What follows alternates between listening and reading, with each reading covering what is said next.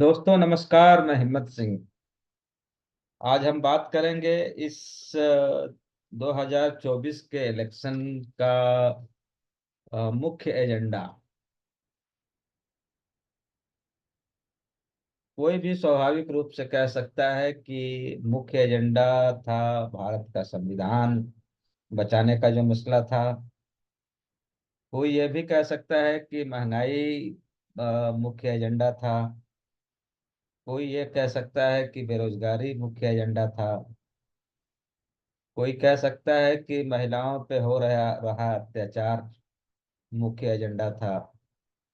या ऐसे बहुत सारे फहरिस्त हैं। किसानों का मसला है, नौजवानों का मसला हो, अग्निवीर का मुद्दा हो, दलित उत्पीड़न का मुद्दा हो। ये तमाम मुद्दे के मुद्दों के अलावा संविधान सर्वोपरि का जो एक पूरा एक एजेंडा सामने लेके आया गया। इन सब चीजों को लग सकता है कि ये एक बड़ा एजेंडा है जिसको लेके हम इस चुनाव में खास करके इंडिया अलायंस ने एक बड़ी पहल की। और उसके अनुरूप जितनी तैयारी थी, सांगठनिक तैयारी कह लीजिए या इलेक्शन को लेके जो तमाम पैंतरेबाजी होती है, उन सबको लेके यदि देखा जाए तो बहुत धीमी शुरुआत रही। लेकिन मुझे जो लगता है कि इससे भी ज्यादा, इससे भी इतर जो सबसे जो महत्वपूर्ण एजेंडा था वो था बहुजन एजेंडा। अब आप कह सकते हैं कि बहुजन कहाँ से आ गया। ये अ, बहुजन होता तो बहुजन कम्युनिस्ट, बहुजन समाज पार्टी, या बहुजन के नाम पे या अम्बेडकर के नाम पे तमाम पार्टियां जो आजकल मतलब राजनीतिक एरेना में, राजनीतिक परिदृश्य में दिखाई दे रही हैं, उनको बढ़ चढ़ के अ, या उनको उनकी हैसियत कुछ ज्यादा बढ़ जाती तो ये भी एक बात है। लेकिन बात केवल ये नहीं है कि ये जो एजेंडा है, बहुजन एजेंडा, ये इतना आसान है। सबसे पहले तो इसको दो बड़े ग्रुप में आपको देखना पड़ेगा। दो बड़े कहिए कि सवाल ऐसे हैं कि आप कह सकते हैं कि जैसे कहा जाता है कि एक अमीर वर्ग है, एक गरीब वर्ग है देश में। दूसरा आप कह सकते हैं कि एक श्रमिक वर्ग है और एक पूंजीपति वर्ग है। तीसरा आप कह सकते हैं कि एक कमाने वाला है, एक खाने वाला वर्ग है। तो ये जो बहुत सिंप्लिसिटी होती है चीज़ों को देखने की, समझने की, अ, उस लिहाज से भी देखा जा सकता है। और इसमें कोई अ, गुरेज नहीं है इसको एक्सेप्ट करने में। लेकिन जब हम कह रहे हैं कि बहुजन एजेंडा जो है, अब इस बार का इस बार के चुनाव का सबसे प्रमुख एजेंडा था। वो कैसे? वो ऐसे कि जो तमाम जो बहुजनों पे आधारित या शोषित, उत्पीड़ित, वंचित समूहों पे आधारित जो पार्टियां थीं, उसमें दलितों की पार्टी कह लीजिए, आदिवासियों की पार्टियां कह लीजिए, पिछड़ों की पार्टियां कह लीजिए, अति पिछड़ों की पार्टियां कह लीजिए, इन तमाम पार्टियों को एक बड़े सूत्र में पिरोने के लिए जरूरी था कि एक बड़ा नारा, एक बड़ा एजेंडा सामने रखा जाए। और क्यों रखा जाए, इसकी जरूरत क्यों पड़ गई? तो इसकी जरूरत यूं पड़ गई कि पिछले 10 साल से, जब से नरेंद्र मोदी की गवर्नमेंट आई, या उसके पहले से भी, जो एलपीजी, लिबरलाइजेशन, प्राइवेटाइजेशन और ग्लोबलाइजेशन की जो नीतियां थी, आर्थिक नीतियां जो लागू की गई, उसमें आप देख सकते हैं कि सत्ता का केंद्रीकरण या राजनीति का केंद्रीकरण बहुत सघन ढंग से समाज के उस वर्ग की ओर गया जो पहले से ही वर्चस्वशाली था। यानी कि सामाजिक रूप से जो समाज चार धड़े में बटा हुआ है, ब्राह्मणवाद जिसको हम बोलते हैं, उसका एक पार्ट है जाति व्यवस्था। उसमें आप देख सकते हैं कि ऊपर की तीन जातियां जो अपने आप को वो अपने आप को ये मानते हैं कि हमारा काम है, या हमारा जन्म रूल करने के लिए हुआ, शासन करने के लिए हुआ है। और उसको जो कहिए कि आर्थिक जो संबल देता है और जो उसको एक वैचारिक संबल देता है, ये तीनों मिला के जो समान तबका है, वो सब। और ये हिंदुओं के अलावा भी जो दूसरी धाराएं हैं, दूसरे जो धर्म के जो, उसमें भी जो अपर कास्ट है, जो कहिए कि एक हायरार्की है, वहाँ आप देख सकते हैं कि उनकी एक अच्छी खासी सत्ता का केंद्रीकरण होता गया, राजनीति का भी केंद्रीकरण होते गया, और सीधा सीधा जो आर्थिक केंद्रीकरण हुआ, पूंजी का संकेंद्रण एक खास दिशा में होता चला गया। तो इसका जो सबसे ज्यादा खामियाजा कोई भुगतेगा, तो स्वाभाविक रूप से इसका एक बड़ा जो वर्ग है, जिसको वर्ण कह सकते हैं, वो है शूद्र। शूद्र में दो तीन तरीके का पूरा एक मसला है। एक वर्ग है शूद्रों का, एक वर्ग है, एक हिस्सा है जो थोड़ा बहुत ठीक ठाक पोजीशन में है, कहिए कि मध्यवर्गीय जीवन जी रहा है। दूसरा हिस्सा है जो एकदम उसके पास कुछ भी नहीं, आज कमाएंगे तो खाएंगे, नहीं तो फिर अ, कल के लिए कुछ भी नहीं बचेगा। तीसरा एक है जो मतलब हमेशा वो जमीन से उखड़ता चला जा रहा है, जिसको कहते हैं कि सर्वहारा, जिसका आप नाम ले सकते हैं। लेकिन ये तीनों तीनों जो हैं आपको शूद्रों में ही दिखाई देंगे। गरीब से गरीब ब्राह्मण भी होगा, गरीब से गरीब बनिया भी होगा, गरीब से गरीब अ, ठाकुर भी होगा। तो वो कभी नाली में नहीं जाएगा सफाई करने के लिए, ना गटर में उतरेगा। कुछ हो सकता है अपवाद होगा कहीं, हम उस पे हम बात नहीं करते हैं। लेकिन एक बड़ा जो पूरा एक मसला है, जो बड़े समुच्चय में जब हम देखते हैं, तो वो आपको दिखाई देगा। तो सवाल है कि अब किया क्या जाए, मतलब इसमें बहुजन एजेंडा कहाँ से आ गया। तो इस पूरे रिजीम में खास करके, बाकी हम छोड़ भी दें, लेकिन इस 10 साल के रिजीम में जब हम देखते हैं कि कौन ऐसा हिस्सा है जो सामाजिक रूप से भी और आर्थिक रूप से भी, सांस्कृतिक वर्चस्व बनाने के लिए भी, जो इससे लाभान्वित हो रहा है। एक तो लाभान्वित हो रहा है, दूसरा वो एक है जो उसको रेगुलेट कर रहा है, उसको उस मतलब वो उसकी डिग्री तय कर रहा है कि कितना कब कैसे क्या करना है, वो एक हिस्सा है। और ये रेगुलेट करने वाला भी, लाभान्वित होने वाला भी वही हिस्सा है जो अ, जो ब्राह्मणिकल हायरार्की में जो सबसे ऊपर है। तो इधर 10 सालों में ये देखा गया कि कैसे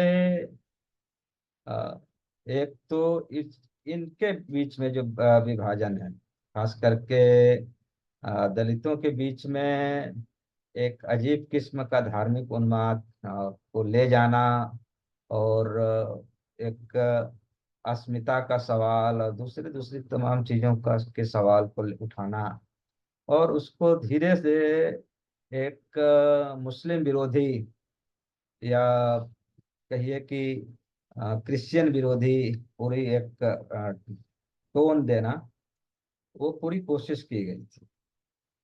दूसरी ओर आप देखेंगे कि पिछड़ों में भी, उसमें भी दो तरह के पिछड़े हैं। एक थोड़ा ठीक ठाक पोजीशन है आर्थिक रूप से, और बाकी मैक्सिमम की हालत वही है जो दलितों की हालत है। लेकिन वो उस तरह से नहीं देखे जाते हैं जितना दलित देखे जाते हैं। दलितों में भी बहुत अच्छे संपन्न लोग हैं, बड़े ठीक ठाक लोग हैं, लेकिन नियंत्रण का जो मसला है, सामाजिक आर्थिक राजनीतिक, वो अभी भी उनसे दूर है। कुछ हैसियत बन गई, आर्थिक हैसियत बन गई, थोड़ा ठीक ठाक रहन सहन हो गया, लेकिन इसके आधार पे वो कहें कि वो समाज को रेगुलेट कर लेंगे, नियंत्रित कर लेंगे, वो अभी संभव नहीं है।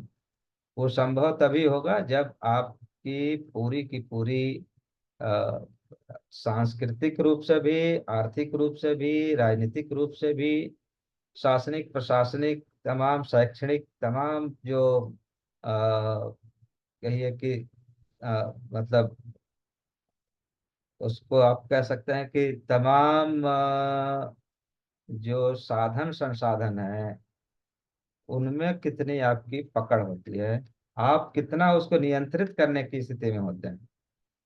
कुछ लोग ये भी कह सकते हैं कि अभी इस बार 10 सालों में, इन 10 सालों में आपको कई बार लगेगा कि सबसे ज्यादा जो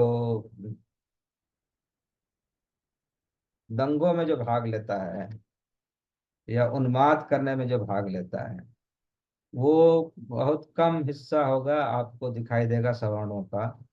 बाकी आपको पिछड़ा, अति पिछड़ा और दलितों का एक बड़ा हिस्सा, और उसके कुछ उसमें भी सब नहीं, एक नौजवान जो अति पिछड़े हैं, मतलब आर्थिक रूप से भी पिछड़े हैं, कोई साधन संसाधन नहीं है, उनको उनका इस्तेमाल एक तरह से खाद के रूप में किया जाता है। तो वो तो ये एक बात है। लेकिन जो बात हम कर रहे हैं कि कैसे अ, इस पूरे रिजीम को आप देख रहे हैं, तो यहाँ जो पूरा का पूरा जो साधन संसाधन का केंद्रीकरण किया गया, जो वेलफेयर स्टेट की एक अवधारणा थी, जिसमें तमाम शोषित वंचित समाज को एक थोड़ी सी राहत मिलती थी कल्याणकारी योजनाओं के जरिए, उसको केवल और केवल एक सीमित कर दिया गया 5 किलो अनाज तक। और उसको अभी कह सकते हैं कल्याणकारी योजना है, लेकिन उससे ज्यादा कुछ नहीं है। या किसानों को किसान निधि दे दिया, या एक बार शौचालय बनवा दिया आपने, तो उस उस पे आप देख सकते हैं कि इतने तक आपको सीमित कर देते हैं। और इधर देखिएगा कि जो भी राइट्स थे यार, दलितों के, अति पिछड़ों के, महिलाओं के, तमाम जो कहिए कि अ, आरक्षण के नाम पे बहुत सारी चीजें मिल जाती थी और कोशिश की गई थी, उसको पहले तो डाइल्यूट किया गया। इसको धीरे धीरे धीरे धीरे एक नियम के तहत ये बताया गया कि आप जो है केवल और केवल अ, ये जो आरक्षण है, ये बहुत खतरनाक है, और ये सबको मिलना चाहिए, केवल गरीब को मिलना चाहिए, इसमें जाति का बंटवारा ना हो। जबकि पूरा इसका कंसेप्ट था कि दो तरह का था कि इसके जरिए जो शैक्षणिक रूप से, सामाजिक रूप से, आर्थिक रूप से जो पिछड़ा हुआ समाज है, उसको मुख्य धारा में ले आना है, उसका प्रतिनिधित्व बढ़ाना है। ये कोई पॉवर्टी एलिमिनेशन प्रोग्राम नहीं था, ये गरीबी मिटाओ प्रोग्राम नहीं था। ये केवल और केवल मामला था कि कैसे इन समाजों को भी उनका एक प्रतिनिधित्व बने, उसमें जाएं, और वहाँ से भी जो विचार हैं, या वहाँ से भी जो उसकी भागीदारी है, उसको सुनिश्चित किया जाए। लेकिन ये धीरे धीरे धीरे धीरे इन 10 सालों में कम से कम तक किया गया। दूसरी ओर जो समाज के बीच में, इसको काउंटर करने के लिए इन्होंने समाज के बीच में एक भयंकर किस्म का जातीय उन्माद, धार्मिक उन्माद, एक कहिए कि एक थ्योरी लेके आए, साजिश वाली थ्योरी, कि फला जाति वाले आपके कभी नहीं हो सकते। जैसे अब छोटा सा उदाहरण बताता हूँ। आपको यदि यादव बहुल इलाका है, तो वहाँ के दलितों के बीच में या अति पिछड़ों के बीच में ये एक पूरा नैरेटिव फैलाने की कोशिश की जाती है कि देखिए सारा का सारा वो मंडल कमीशन का जो मलाई है ये लोग खा लेते हैं। ये कभी आपके हो ही नहीं सकते। ये कभी जो है आपको बढ़ने नहीं देंगे। दूसरी ओर जो वो जातियां हैं जो थोड़ी मतलब ठीक ठाक पोजीशन में आ गई हैं, उनके खिलाफ दूसरों के खिलाफ उनको खड़ा किया जाता है। वो क्या कैसे किया जाता है कि मुसलमान जो है, मतलब अब थोड़ा ऊपर चले जाइए तो मुसलमान ही हैं जो हमारे समाज के लिए खतरा है। हमारे जो कुछ भी प्रोडक्शन हो रहा है, हमारे तो बच्चे कम हैं और उनके बच्चे ज़्यादा हैं, तो इसलिए उनके बच्चे ज़्यादा हासिल कर पाते हैं।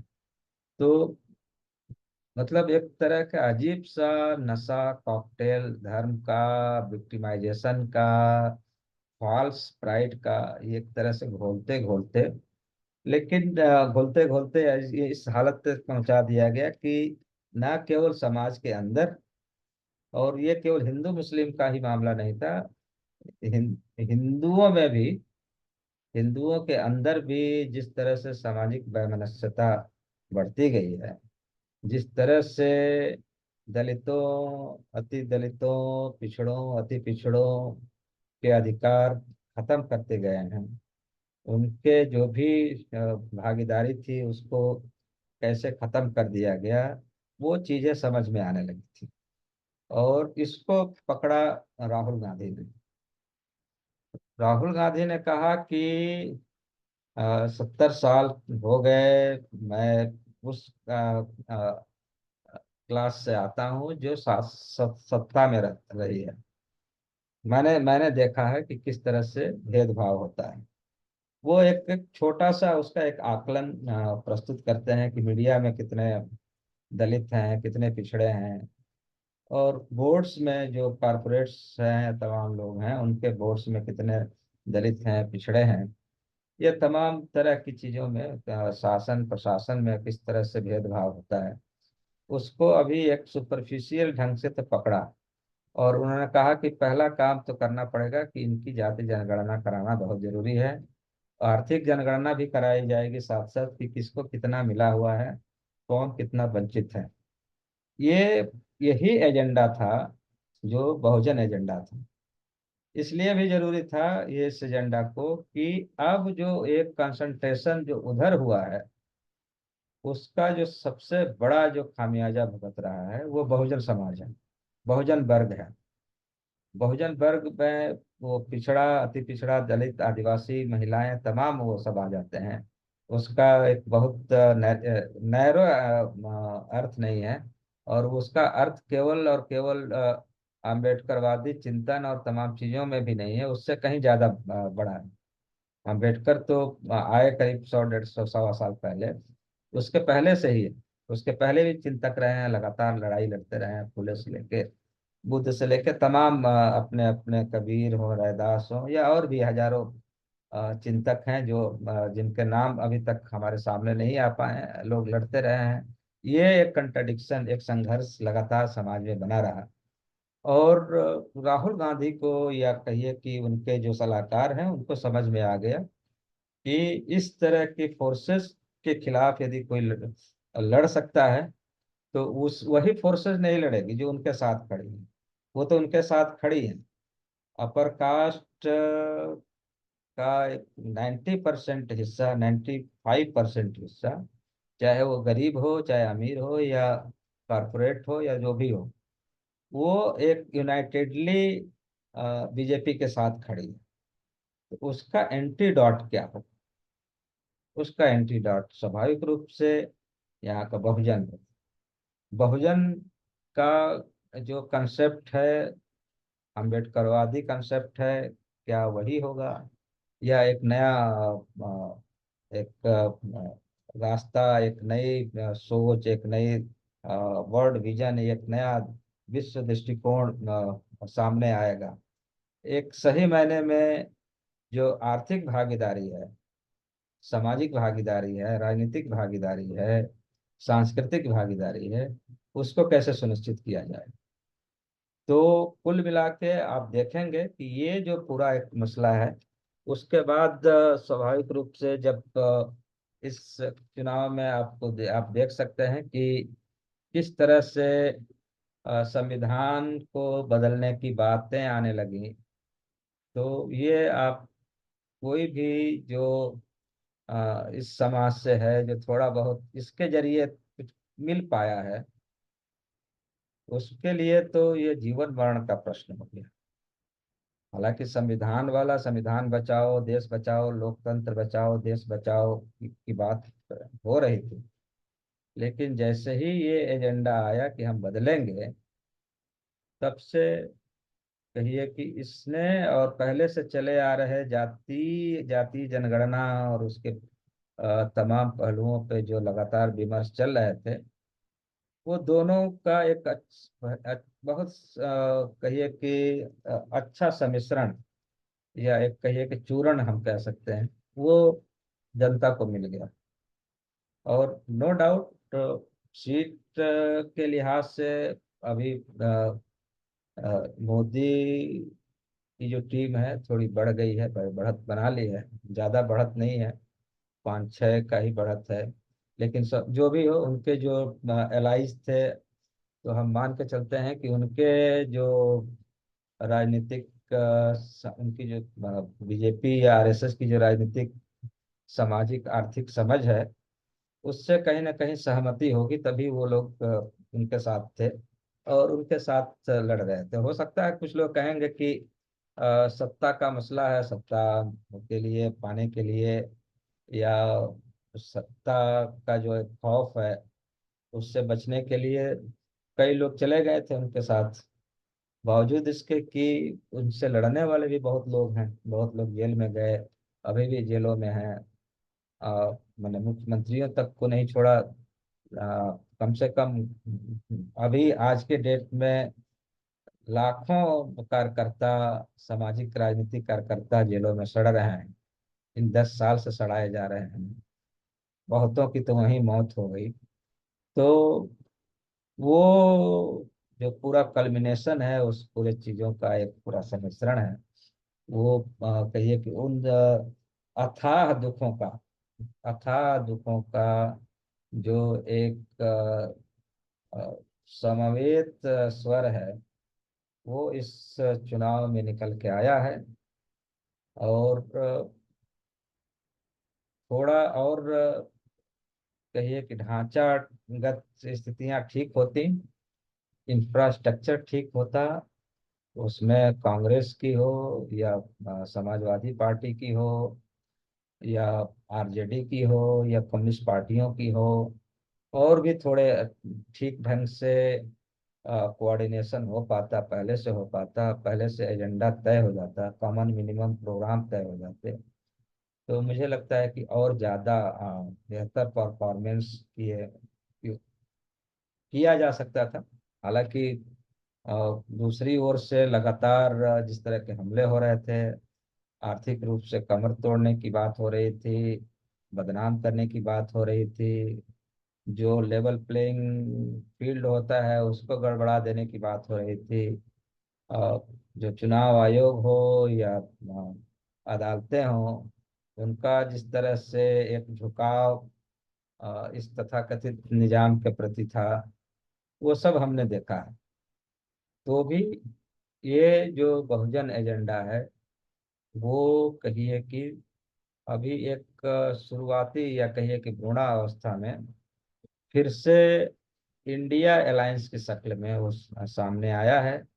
ये जरूर है कि वहाँ का जो ढांचा है, उस ढांचे में जो इस समूह से जो नेतृत्व निकल के उसमें आना चाहिए, अगुवाई के लिहाज से अगुआ तबके निकलें और समाज में जाएं। अभी उसके लिए अभी कोई कोई मैकेनिज्म अभी डेवलप नहीं किया गया है, और वो करना बहुत जरूरी है।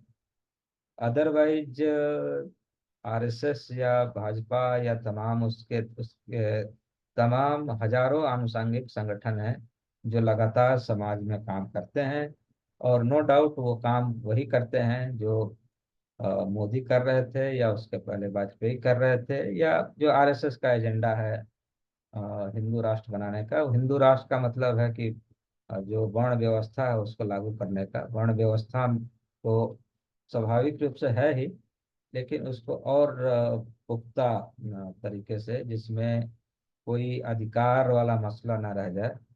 दया और केवल और दया के आधार पे आप वहाँ रह सकते हैं। स्वतंत्रता, बंधुत्व और समता का जो मूल मंत्र है, जो हमारे संविधान में है, उसको खत्म करके आपको आपको भोजन भी मिल सकता है, आपको रहने का स्थान भी मिल सकता है, या आप पे दया की जा सकती है। इससे ज़्यादा आपकी हैसियत नहीं है। और वो धीरे धीरे कैसे कैसे आपको और कम से कम में समेटा जाएगा। कल आज तो 5 किलो अनाज, हो सकता है कि अनाज ना देना हो तो आपसे कहा जाएगा कि आपकी कुर्बानी जरूरी है, 5 की जगह 3 किलो लीजिए। आपकी कुर्बानी जरूरी है देश के लिए, देश के विकास के लिए, राष्ट्र के विकास के लिए। तो वो अभी शुरुआत है। लेकिन अच्छी बात यह है कि अभी जिस बहुजन समाज ने, जिसने बढ़ चढ़ के हिस्सा लिया है इस चुनाव में, और एक धक्का दिया है, रोका है, रोका है वो, और ज्यादा चट्टानी एकता यदि नहीं बनी तो ये जो थोड़ा बहुत बैरिकेडिंग लगाई है वो फिर से ध्वस्त हो सकती है। तो उम्मीद करते हैं कि इस चुनाव के बाद एक बड़ी बहुजन एकता, फौलादी बहुजन एकता, जिसकी एक पूरी की पूरी मतलब कहिए कि दृष्टिकोण हो, राजनीतिक दृष्टिकोण हो, सामाजिक दृष्टिकोण हो, आर्थिक दृष्टिकोण हो, एवं सांस्कृतिक और साहित्यिक, ये सारी चीजें वो आपके लोक जो जीवन है उसके तमाम पहलू उसमें शामिल हों, तो जाके एक बेहतर संघर्ष की ओर हम बढ़ पाएंगे, एक बेहतर समाज संरचना की ओर हम बढ़ पाएंगे। यही आप बात खत्म करते हैं। बहुत बहुत धन्यवाद।